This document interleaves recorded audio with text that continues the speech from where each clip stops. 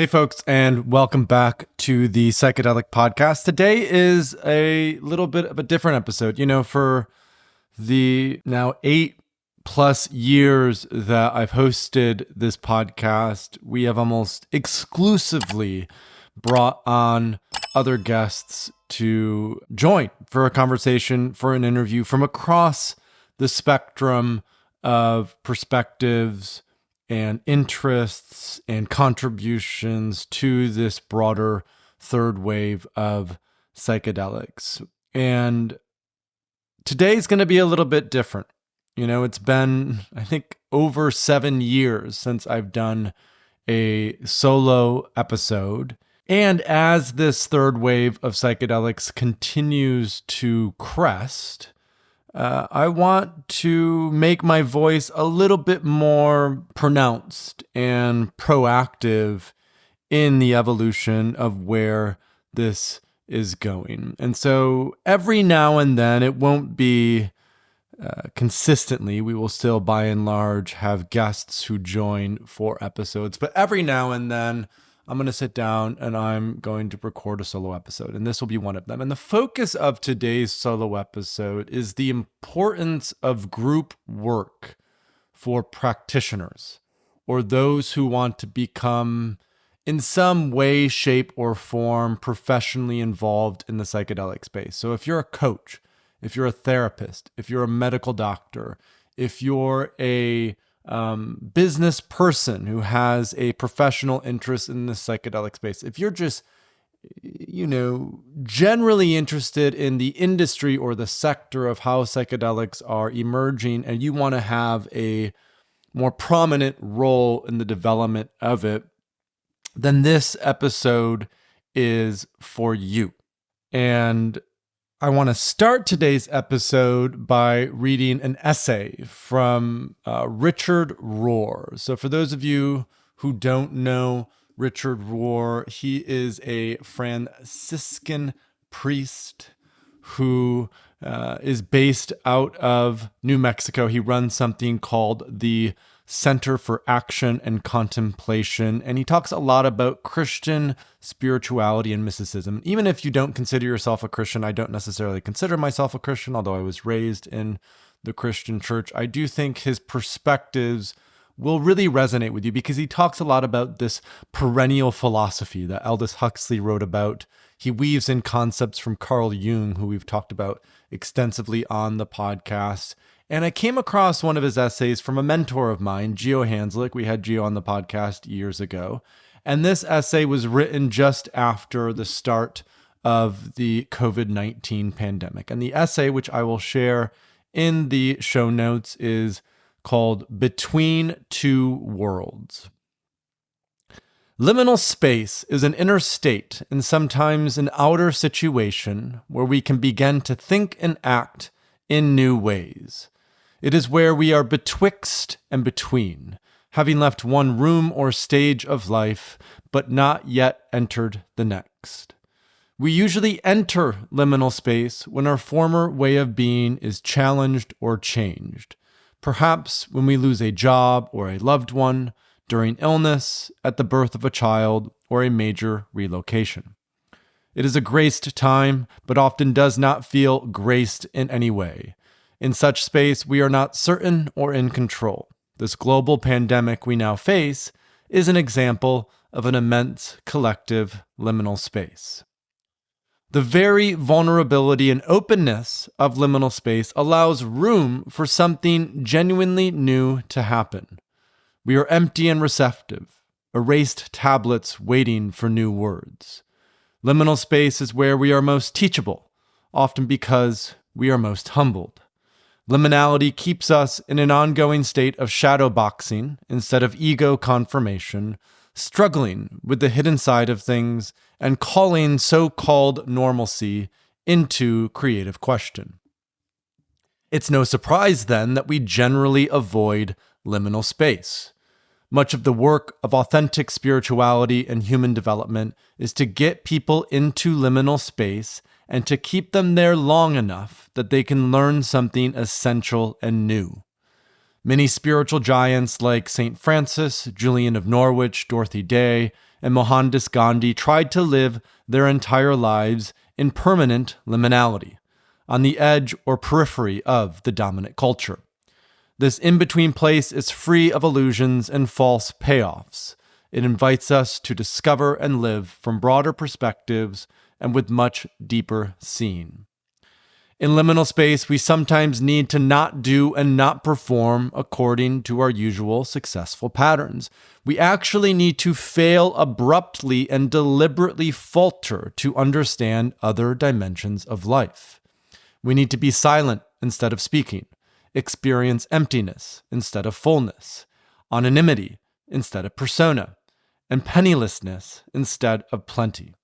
In liminal space, we descend and intentionally do not come back out or up immediately. It takes time, but this experience can help us re-enter the world with freedom and new creative approaches to life.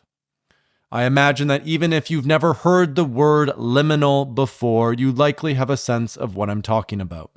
It would be difficult to exist in this time of global crisis and not feel caught between at least two worlds, the one we knew and the one to come. Our consciousness and that of future generations has been changed. We cannot put the genie back in the bottle. Now, this essay is adapted from his book, Adam's Return, The 5 Promises of Male Initiation. But this isn't only relevant for men, it is relevant for all of us as men and women and any other gender that one may identify with. Now, the reason I wanted to share this essay with you is because the psychedelic experience is centrally an experience of liminality. And that in that liminal space, that space where we go under and do not come back up, that space where we start to break down our old sense-making so new patterns and new thoughts can emerge. The way that we have done that historically for thousands of years is in a group setting, right? When we look at the Eleusinian mysteries that Plato and Aristotle and Marcus Aurelius participated in ancient Greece, these Eleusinian mysteries were group experiences. Right? There was a sense of initiation. There was a sense of going into that experience to come into process and terms with the mystery. And what I've noticed more and more in this third wave of psychedelics is there's too much emphasis on this one-to-one psychotherapeutic model. And while that can be effective for people who have deep clinical conditions, many of you, those of you who are practitioners or wish to become practitioners, those of you who want to have a more active and engaged role in this third wave of psychedelics, the work that is to be done is both individual and collective. It's the capacity to balance the story that we ourselves are creating, that we are self-authoring, and the recognition that we are part of something much greater than ourselves, that we are contributing to a collective story of humanity that is rooted in the ancient wisdom of these plant medicines. Now, coincidentally, my first group experience with psychedelics was through a retreat center that I started many years ago. It was called Synthesis. We did legal psilocybin retreats in the Netherlands. I'm sure you've heard me talk about it on the podcast previously. And there were 2 co-founders and myself as part of Synthesis.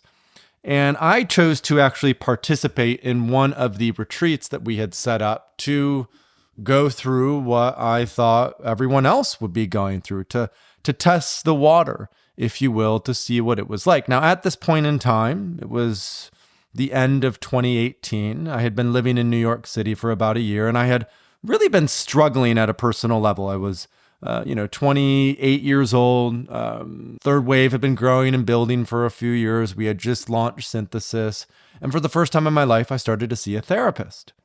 And I remember what she told me the evening before I started that retreat was the importance of letting go, the importance of letting the sadness that I seemed to be stuck in to really allow that to release. And so I went into the retreat. It was actually a 7-day retreat. Most of it I co-facilitated. with our team of facilitators. But on the third and final high-dose psilocybin experience, so as part of this week-long retreat, we had 3 high-dose psilocybin experiences. I participated in it. I entered and joined a circle of 15 other participants where we consumed a very high dose of psilocybin mushrooms. I think the amount that I ended up consuming was equivalent to about 7 grams of dried psilocybin mushrooms. We were in the Netherlands at the time, and so we were working with truffles, but the equivalent of 7 grams of dried psilocybin mushrooms. And being in that group, in that community, going through that journey just felt so... It not only felt so right, but it felt so archaic. It felt so primal. It felt so aligned with how this medicine is meant to be worked with. And I felt so safe and seen. I felt the capacity to just totally surrender and let go. And so for almost the entirety of that journey, I cried and I cried and I grieved.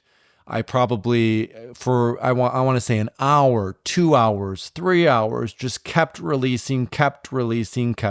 I experienced in that journey a state of liminality. And for that entire experience, I was held by the facilitation team. And I had to find this balance, of course, in a group dynamic with many other people. How can I both express and release what needs to be released while still remaining polite and mindful of those who were in the experience with me? And I still reflect on that as one of, if not the most powerful experience that I had ever had with psychedelics because of the group dynamic. Also because it was a retreat that I had started. I was able to test it, to understand it, to see what worked and what didn't. But most importantly, the connection and the bond that I felt with the people that I was going in with, many of whom I'm still close with today, was inestimable. And it was so valuable. There is incredible value in these group experiences for psychedelics, especially as practitioners or those who want to become professionally involved in the psychedelic space. One thing that we emphasize again and again in our practitioner training program, this is the very first agreement that we ask everybody to adhere to as part of enrolling in the training program, is that we must walk the walk, right? We must walk the walk. If we are to support other people through their experience, whether that's in one-on-one guiding, whether that's through retreats, whether that's with prep and integration coaching, whether that's from a therapeutic perspective, whether that's because we want to set up a clinic or retreat center or work in a psychedelic company, if we are to have any role in this transformational space, we must understand the territory of what we are stepping into. The recognition that psychedelics, when used with intention, when used with reverence,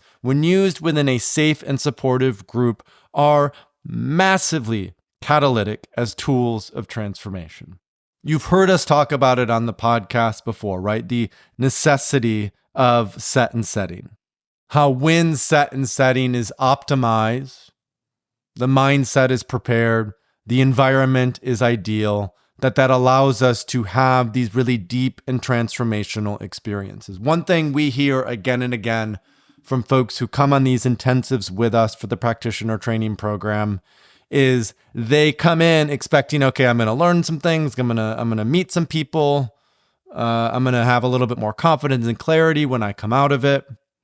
But what they don't realize is how impactful and profound the experience in and of itself it is.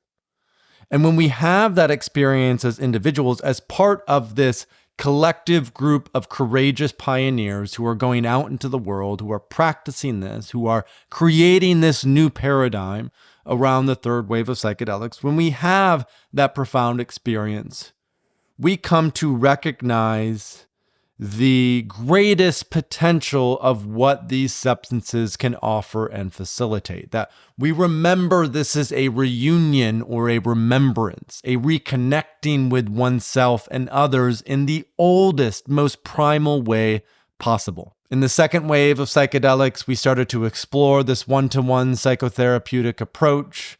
It is a symptom of modernity. The group, the collective, the capacity to experience transformation in a community of practitioners and professionals who are committed and devoted to this path. Words can't describe how invaluable it can be. Now, when we enter a retreat setting, when we enter an intensive setting, like when our practitioners come in, there are three core aspects that we emphasize. First and foremost is embodiment. This comes back to walking the walk, that when we have these experiences with psychedelics, they help us to remember and recognize how interconnected our mind and body is. We must prepare for this, just like we will help others do. We must integrate after it, so the behavioral changes actually stick. But that sense of embodiment, that sense of living what we are teaching is so critical and important. It's why somatic work is so central to a psychedelic experience, because a huge part of what these offer is the capacity to get out of the mind, the constrictions of the mind, as Richard Rohr talked about in his essay, the ego confirmation, and actually enter and observe the shadow, the challenge, the difficulty, the uncertainty, the unknown, really the truth of life and existence, of the mystery as we know it. Now, the second core aspect then is nature. Again, if we look at historically how have psychedelics always been used, it's been in natural environments. You look at peyote circles with the peoples from the indigenous Americas. You look at ayahuasca in the Amazon, right? You look at San Pedro and how the Incans used it. We explore Iboga and Gabon, or even in the Eleusinian mysteries, right? There is a natural environment. The significance of nature connectedness cannot be overestimated, because especially in the age of AI, we have to remember that we have to remember our humanness. We have to remember the essence of our messiness. We have to remember that we are not just light and linear and known truths, that we are also dark and uncertainty and the mystery of existence. And the capacity to reconnect to nature as part of that is a lesson that is central to how we develop as practitioners, as coaches, as therapists, as doctors, as those who want to become professionally involved. Remembering the criticality of nature connectedness is central to an intensive or a retreat experience. And finally, community. And I've talked about community at length. There's that quote that if you try to do something alone, you can go quick, but if you do something with a group of other people, you can go far. And I think I speak for everyone when I say the vision for this third wave of psychedelics is not necessarily to go quick. We tried that in the second wave. The vision for this third wave of psychedelics is to go far. The practitioners who go through our various cohorts together, they often talk about how, and many of them are still hosting retreats, right? They are professional colleagues. You've heard me interview a few of our graduates on the podcast itself.